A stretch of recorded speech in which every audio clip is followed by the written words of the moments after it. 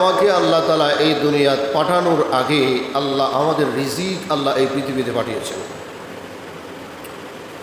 রিজিকের জন্য আমাদের সমাজে আজকে মানুষ হত্যা করা হয়।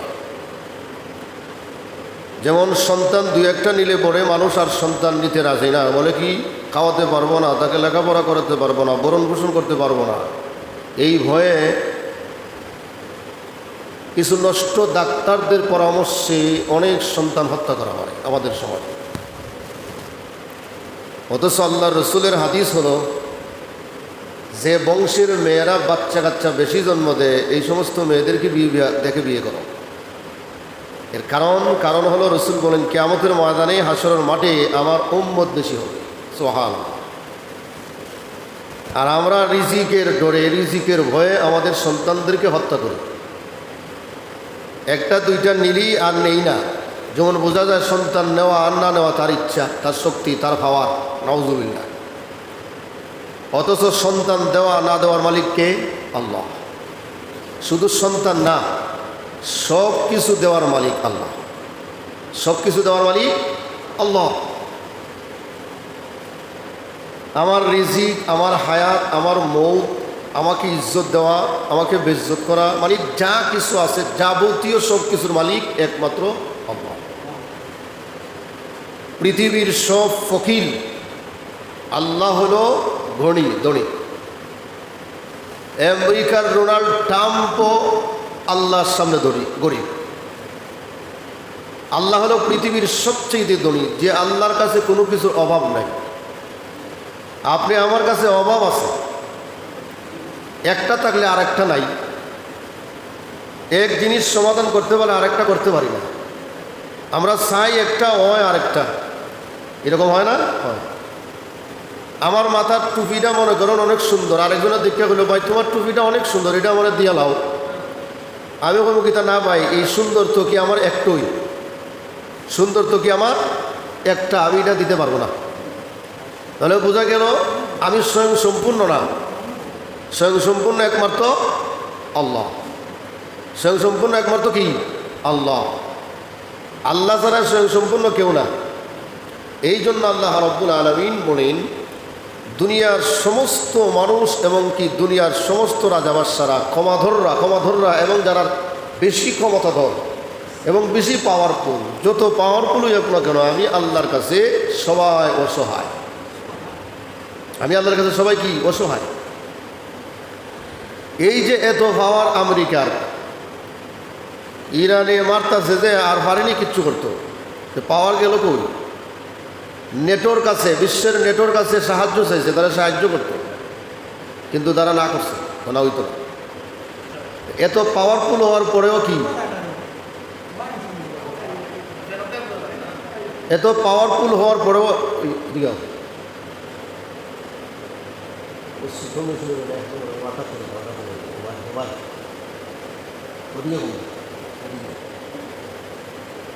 একবার মাথার বলিও, একবার মাথার বলিও।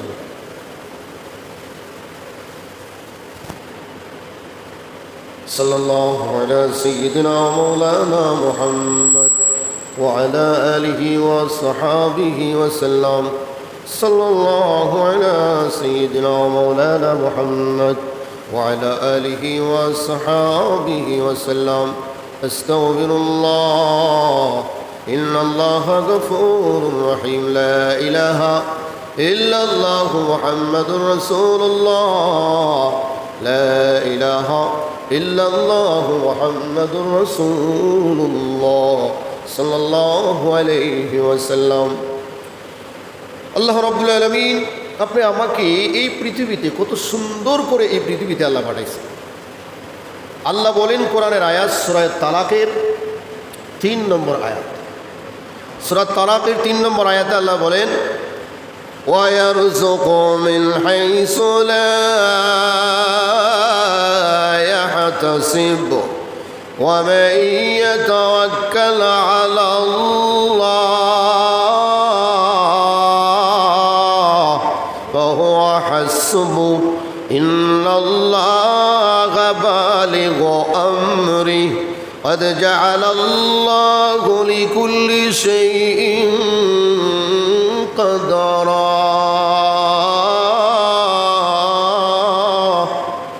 আল্লাহ বলেন এবং তিনি তাকে এমন পাপ থেকে এমন জায়গা থেকে কে আল্লাহ তোমাকে আল্লাহ এমন জায়গা থেকে রিজিক দান করেন যার উৎস সম্পর্কে তোমার কোনো ধারণাই নাই আছে কোনো ধারণা নাই এমন জায়গা থেকে আল্লাহ তাআলা আপনি আমার রিজিকের ব্যবস্থা করে মাঝে মধ্যে এটার কোনো কল্পনাই আপনার ভিতরে ছিল না এমন জায়গা থেকে আল্লাহ রিজিক আমাদেরকে সামনে পাঠায়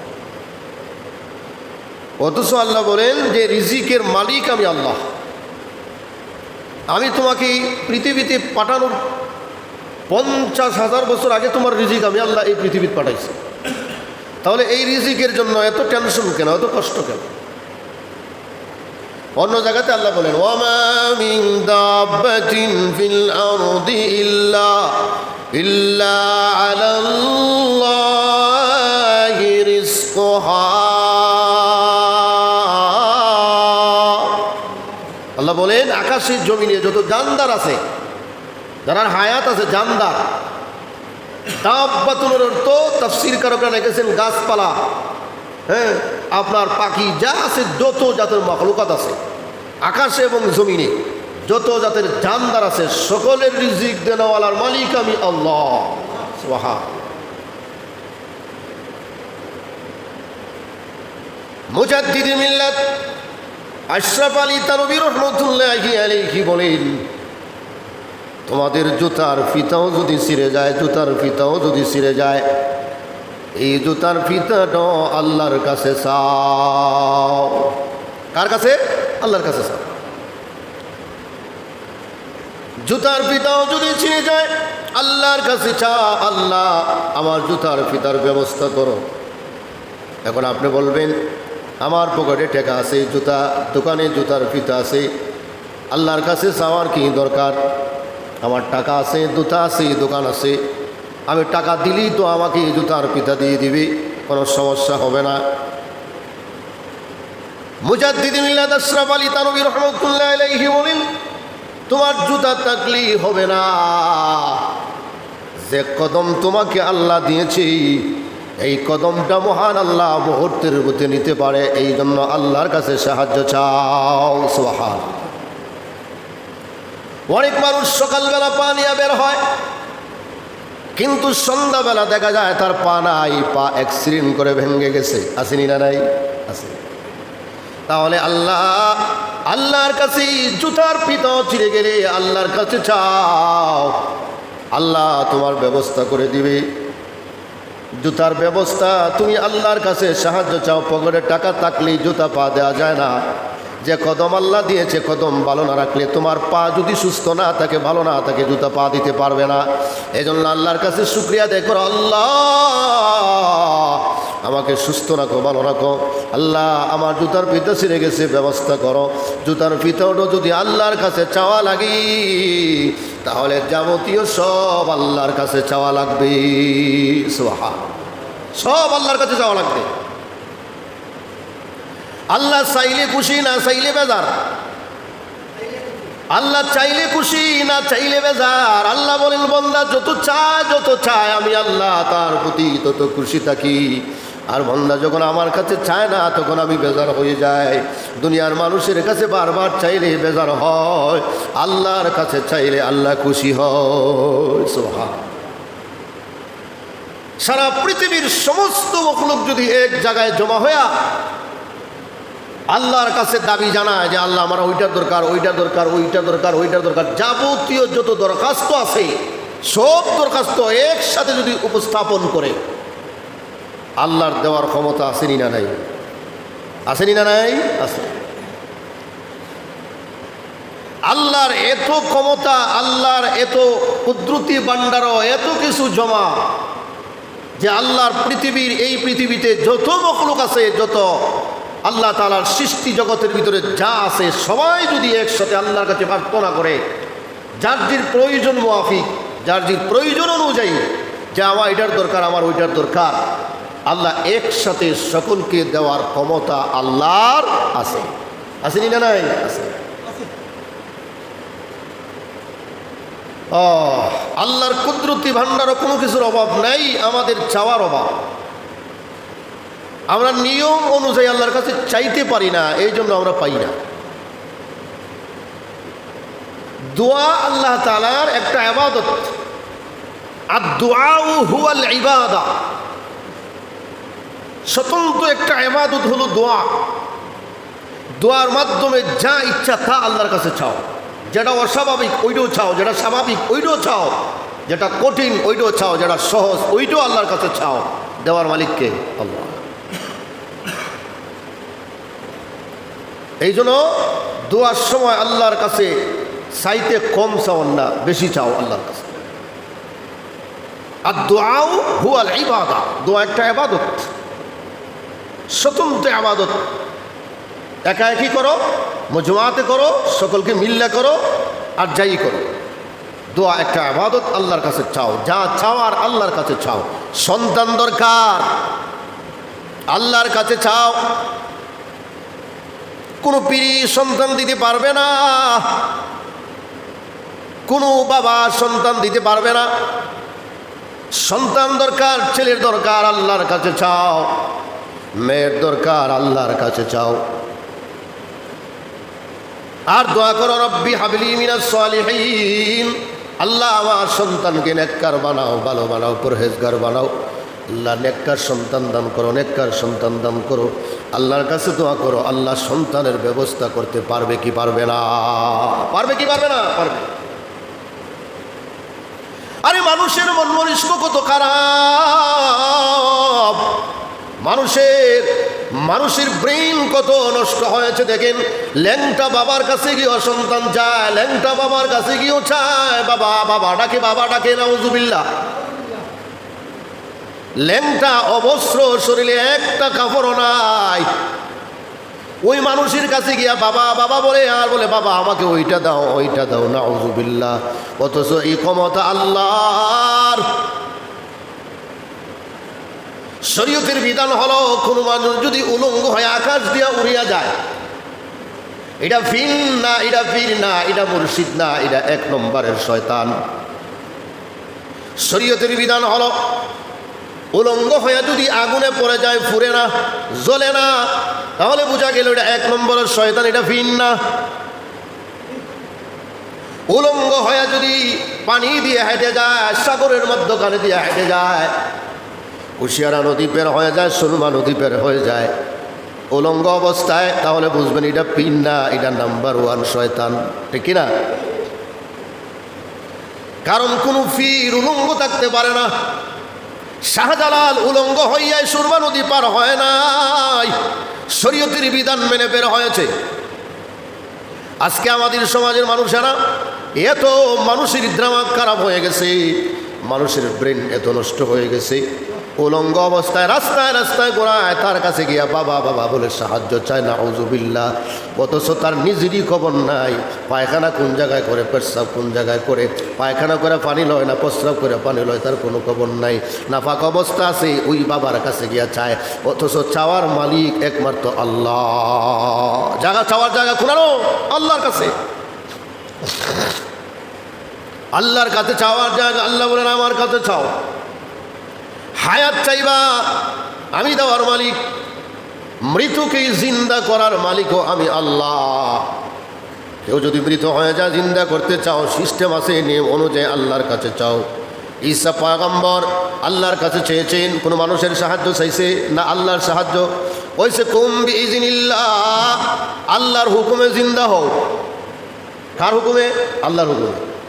ওম বিইজনিল্লাহ, আল্লাহর হুকুমে জিন্দা হয়ে যাও। মরা মানুষও জিন্দা হয়ে গেছে, সুবহানাল্লাহ।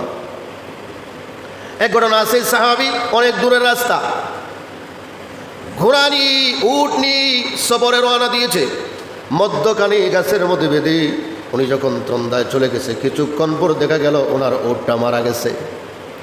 উটটা মারা যাওয়ার পর সাহাবী আল্লাহর কাছে কান্দে, আল্লাহ অনেক দূরের সফর, আর কোনো বাহন আমার কাছে নাই, যাওয়ার মতন কোনো ব্যবস্থা নাই। আল্লাহ গো, আমার এই বাহনটাকে তুমি জিন্দা করে দাও, আমার আর কোনো ব্যবস্থা নাই। দোয়া করতে দেরি হয়েছে, আল্লাহ ওই বাহনটাকে জীবিত করে দাঁড় করাইতে একটা সেকেন্ডও দেরি করে নাই। তাহলে মৃত যদি জিন্দা করতে চাও, চাও কার কাছে? আল্লাহর কাছে। ইমাম গাজ্জালী রহমাতুল্লাহি আলাইহি ওনার কিতাবে উল্লেখ করেন, আল্লাহ এত দেনেওয়ালা, আল্লাহ এত সাহায্য করনেওয়ালা, আল্লাহর বান্দারও কোনো কিছুর অভাব নাই। সমুদ্রের মধ্যে যদি একটা সুই ফালাইয়া দাও, সুইয়ের মাথায় যতটুকু পানি উঠবে ততটুকু পরিমাণ আল্লাহর নিয়ামত গণে শেষ করতে পারবা না। আল্লাহর কুদরতি ভান্ডার তেমনই থাকবে, কমবে না। সুবহানাল্লাহ, কমবে না। সমুদ্র সাগর থেকে সুইয়ের আগা দিয়ে আর কতটুকু পানি উঠে? 1 ফুটা 2 ফুটা। এই 2-1 ফুটা পানির সমতুল্য আল্লাহর কুদরতি ভান্ডার থেকে যদি তোমাদেরকে বিচিত্রভাবে সবাইকে, সারা পৃথিবীর সবাইকে আল্লাহ নিয়ামতগুলি দিয়ে দেয়, আল্লাহর কুদরতি ভান্ডারের অভাব হবে না, সাগরের পানিও কমবে না, আল্লাহর ভান্ডারও কোনো কিছুর অভাব হবে না। সুবহানাল্লাহ। তাহলে চাও কার কাছে? আল্লাহর কাছে। মেম্বারের কাছে যদি দরখাস্ত করেন, মেম্বার বলে আমি পারবো না, চেয়ারম্যানকে না জিগাইয়া কয়নি না, কয় না, কয়। চেয়ারম্যানের কাছে যদি আবদার করেন, চেয়ারম্যান বলে আমি এমপি সাহেবকে না বলে পারবো না, তাহলে বোঝা গেল মাধ্যম লাগে। লাগেনি না, লাগে না? লাগে। এমপি সাহেবের কাছে কি যদি দরখাস্ত করেন, এমপি বলে আমি মন্ত্রীকে না জিগাইয়া পারবো না, তাহলে বোঝা গেল একজনের পরে আরেকজন আছে। মন্ত্রীকে যদি জিজ্ঞাসা করেন, মন্ত্রী বলে আমি প্রধানমন্ত্রীকে না জিজ্ঞাসা পারবো না, ঠিক কিনা? তাহলে বোঝা গেল একজনের পরে আরেকজন। প্রধানমন্ত্রীকে যদি আপনি বলেন এটা সংসদে উপস্থাপন করা লাগবে, মন্ত্রী পরিষদে পাশ করতে হবে, তারপরে বলতে পারবো, এখন বলতে পারবো না, দুরকম, ঠিক কিনা? কিন্তু মহান আল্লাহ এমন না, মহান মালিক এমন না, এখন বললেন আর বলবেন আল্লাহ আমি এখন তোমাকে দিতে পারবো না, এইরকমটা না। আল্লাহর কাছে যদি চাওয়ার মতো চাইতে পারো, আল্লাহ বলেন চাইতে দেরি হবে, আমি আমার বান্দা বান্দিকে দিতে 1 সেকেন্ডও দেরি করি না। সুবহান। দুনিয়ার সমস্ত দরজা বন্ধ হয়ে যায়, কিন্তু আমার আল্লাহ রহমতের দরজা বন্ধ না, কোনোদিন বন্ধ হবে না। আল্লাহ বলেন আমার কোনো কিছুর অভাব নাই, যা চাইবা আমার কাছে চাও, আমি আল্লাহ দিব বিগাইরি হিসাব, হিসাব ছাড়া আমি আল্লাহ তোমাকে দান করে থাকি। সুবহানাল্লাহ, হিসাব ছাড়া। অথচ আল্লাহ রাব্বুল আলামিন আপনি আমাকে সম্বোধন করে বলতেছেন, এরে বান্দাবান্দিরা শোনো, আমি আল্লাহ তোমাকে এমন জায়গা থেকে রিজিকের ব্যবস্থা করি যেটা তুমি জীবনও কল্পনা করতে পারো নাই, জীবনে ধারণা করো নাই, আমি আল্লাহ তোমাকে রিজিকের ব্যবস্থা করে দেই। সুবহানাল্লাহ। কে রিজিকের ব্যবস্থা করেন? আল্লাহ। আল্লাহ রাব্বুল আলামিন বলতেছেন ওয়ায়ারযুকুহু মিন হাইসু লা ইয়াহতাসিব ومن يتوكل على الله فهو حسبه إن الله بالغ أمره قد جعل الله لكل شيء قدرا। আল্লাহ বলেন আমি এমন জায়গা থেকে তোমাকে রিজিকের ব্যবস্থা করি তুমি জীবনে কল্পনা করতে পারো নাই, আমি আল্লাহ তোমাকে এমন জায়গা থেকে রিজিকের সন্ধান লাগায়া দেই। সুবহানাল্লাহ। তাহলে রিজিক চাও কার কাছে? আল্লাহর কাছে। হায়াত চাও কার কাছে? আল্লাহর কাছে। ইজ্জত চাও কার কাছে? আল্লাহর কাছে। যাবতীয় যা কিছুর প্রয়োজন সব আল্লাহর কাছে চাইতে হবে, আল্লাহ তোমাকে ব্যবস্থা করে দিবে। সুবহানাল্লাহ। আল্লাহ রাব্বুল আলামিন এমনটা না যে আল্লাহ দিতে দিতে হয়রান হয়ে গেছে, আল্লাহ দিতে দিতে আল্লাহর কুদরতি ভান্ডার খালি হয়ে গেছে, আল্লাহ আর দিতে পারবে না, এমনটা না। আল্লাহ সব সময় দিতে প্রস্তুত, বান্দা চাওয়ার মতো যদি চাও, আল্লাহ তোমাকে আকাশ থেকে জমিন থেকে চতুর্দিক থেকে আল্লাহ তোমার ব্যবস্থা করে দিবে। সুবহানাল্লাহ। চতুর্দিক থেকে ব্যবস্থা করবে। আপনি অনেক সময় ইচ্ছা করলেও দিতে পারেন না। যেমন আপনার পকেটে টাকা আছে, ভিক্ষুক ভিক্ষা চাইছে আপনার কাছে, কিন্তু পকেটের টাকা থাকলেও অনেক সময় আপনি দেওয়ার কোনো পরিবেশ নাই। যেমন 1000 টাকার নোট, অন ফকির ভিক্ষা চাইছে, আপনি দিতে পারবেন? পারবেন না। দোকানদারের কাছে দেখবেন যাওয়ার পর ভিক্ষা দেন আল্লাহর রাস্তায়, দোকানদার কি বলে? ভাঙতি নাই, আছে কিন্তু বাংতি নাই, দেওয়ার কোনো পরিবেশ নাই।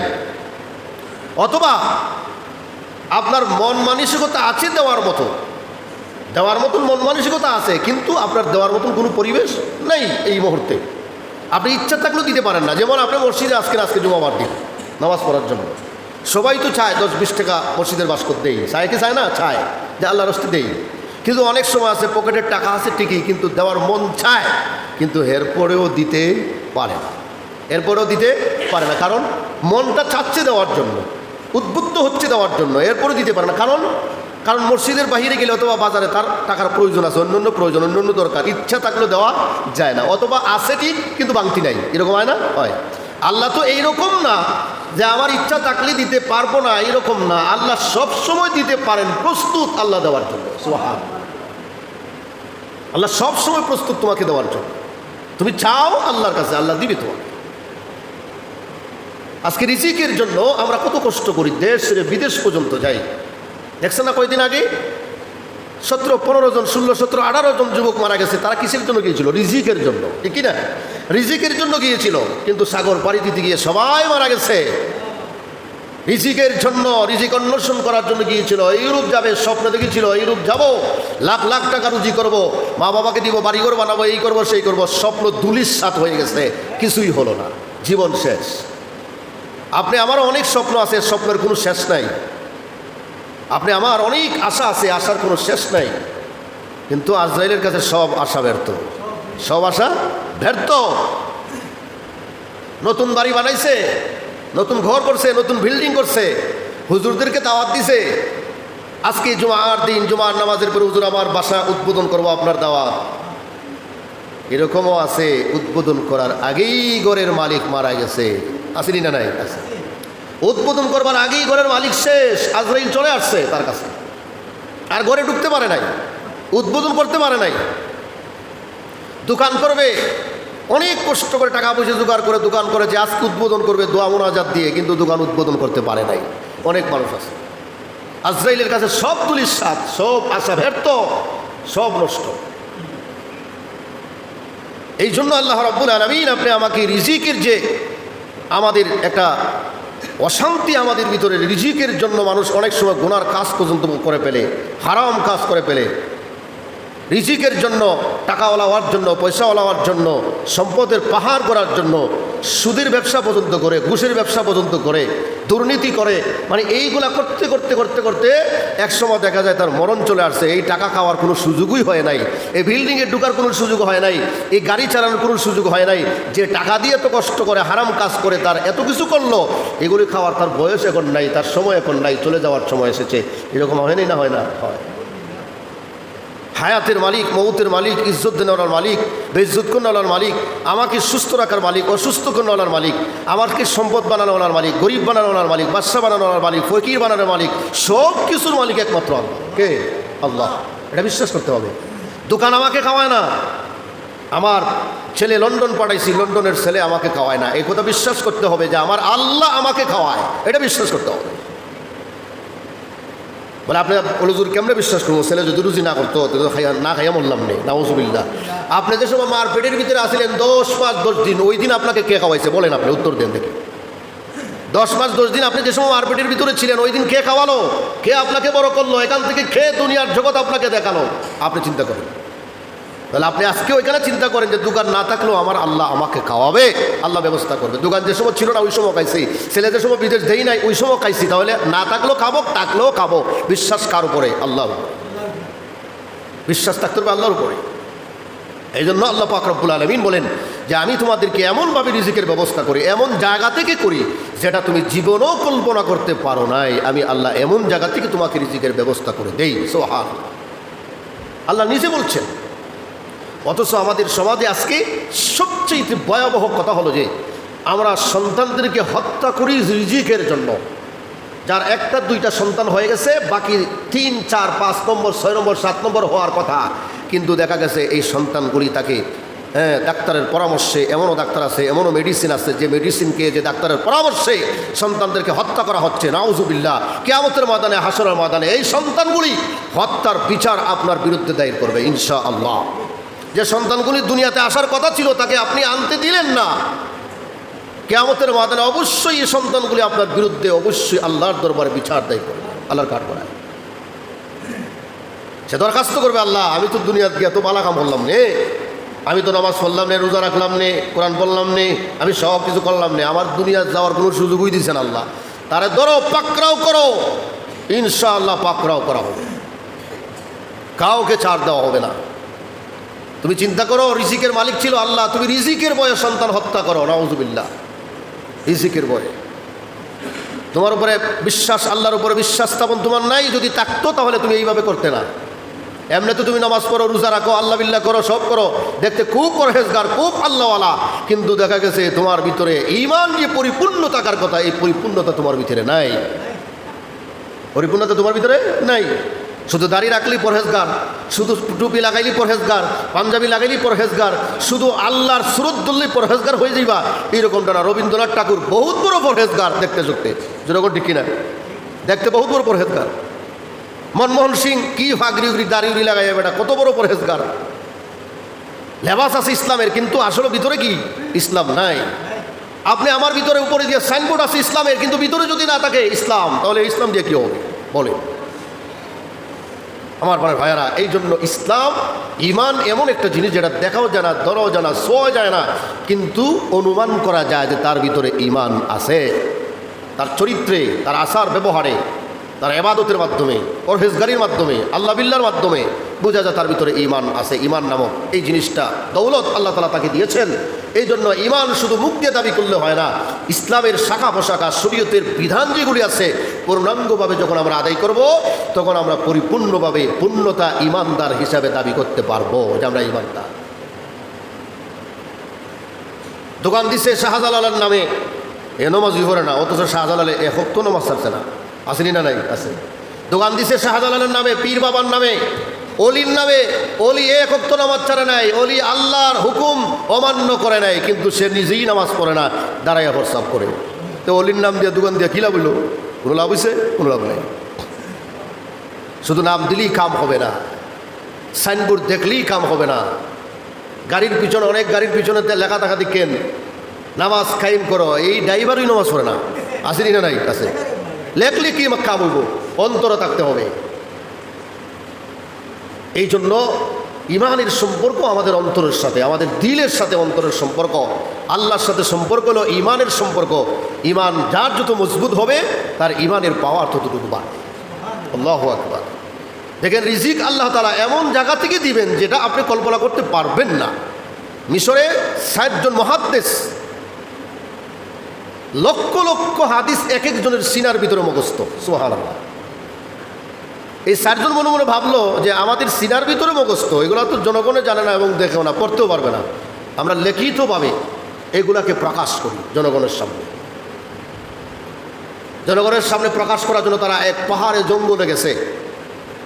রাতে যে খানাখুনা নিছিন সাথে শুকনা খাবারগুলো, এগুলো শেষ হয়ে গেছে। শেষ হয়ে যাওয়ার পর তারা 4 জনে মিলে পরামর্শ করলো। 4 জনের নাম আমার মোহাম্মদ। 4 জনের নামই কি? মোহাম্মদ। মিলে গেছে 4 জন একসাথে, মোহাম্মদ 4 জনের নাম। তারা বলল, এক কাম করো, শুধু হাদিস লেখলেই তো হবে না, খানারও তো দরকার, রিজিকেরও দরকার, না খাইলে তো আমরা দুর্বল হয়ে যাব। 3 জনে আমরা হাদিস লিখবো, 1 জনে খানার ব্যবস্থা করবে, বাজারে খামটাম করবে, দোকানে ডিউটি করবে, বিকালে আমাদের জন্য খানার ব্যবস্থা করে আনবে। এইভাবে আমরা লটারি দিব। কাগজে লেখে 4 জনের নাম দিয়ে লটারি লেখছে, যার নাম আগে আসবে সে আগের দিন যাবে, এরপরের দিন আবার 3 জনে টান দিবে, যার নাম উঠবে সে যাবে। 3 জনে লিখবে, 1 জন বাজার করবে, কাজ করবে, রুজি রোজগার করবে, আমাদের জন্য খানার ব্যবস্থা করবে, আর আমরা হাদিস লেখার থাকবো। সুবহানাল্লাহ। প্রথম দিন যেদিন নাম উঠলো মোহাম্মদ বিন নাসের, নাসেরের ছেলে মোহাম্মদ, উনি খানার ব্যবস্থা করার জন্য বাজারে গেলেন। ব্যবস্থা হইল, কাজ করে যাই চাল ডালের ব্যবস্থা হইল, নিয়ে আসছেন। তাদেরকে খানার ব্যবস্থা করে রাত্রের বেলা ওনার টেনশন, আহা আমরা তো জঙ্গলের ভিতরে আসলাম, খানার প্রয়োজন, টাকার প্রয়োজন, সব কিছুর প্রয়োজন। তাহাজ্জুদ নামাজ পড়ে আল্লাহর কাছে কান্নাকাটি করছে, আল্লাহ তুমি ছাড়া রিজিক দেওয়ালা কেউ নাই এই জমিনের উপরে আর আকাশের নিচে। আল্লাহু খায়রুর রাযিকিন, আল্লাহ তুমি সবচেয়ে রিজিক দেওয়ালা, আল্লাহ আমাদের রিজিকের ব্যবস্থা করো। দোয়া করছে। পরের দিন সকালে ঘুম থেকে উঠে দেখে উট ভর্তি মাল নিয়ে কিছু মানুষ এই দিকে আসতেছে। সুবহানাল্লাহ। উট ভর্তি মাল নিয়ে আসতেছে, মাল নিয়ে আসতেছে। পরে উনিও যাচ্ছেন বাজারে কাজ করার জন্য।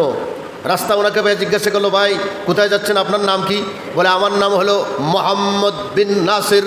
বলে আপনারও একটু খুঁজতেছি আমরা। বলে কেন খুঁজেন? বলে এই সমস্ত মাল আপনাদেরকে দেওয়ার কথা বাদশার পক্ষ থেকে পাঠানো হয়েছে। সুবহানাল্লাহ। কার পক্ষ থেকে? বাদশার পক্ষ থেকে পাঠানো হয়েছে। বাদশা কি এমনি এমনি পাঠাই দিছে? না, বাদশা এমনি এমনি পাঠায় নাই। বাদশা যখন রাত্রি ঘুমায় গেছে, আল্লাহর নবী স্বপ্নে দেখাইছে। সুবহানাল্লাহ। আল্লাহর নবী স্বপ্নে দেখায়, বলে রে বাদশা, তুমি এই দেশের বাদশা হয়েছ। আমার হাদিসগুলি যে বান্দাগুলি লেখার মধ্যে নিয়োজিত, তাদের খানার ব্যবস্থা করো, আমি নবী অর্ডার করলাম। সুবহানাল্লাহ। বাদশার স্বপ্নে দেখি পরের দিন সকালে উটভর্তি খানি দিয়া পাঠাইলো। ব্যবস্থা করছেন কে? চাইছেন কার কাছে? আল্লাহর কাছে চেয়েছেন।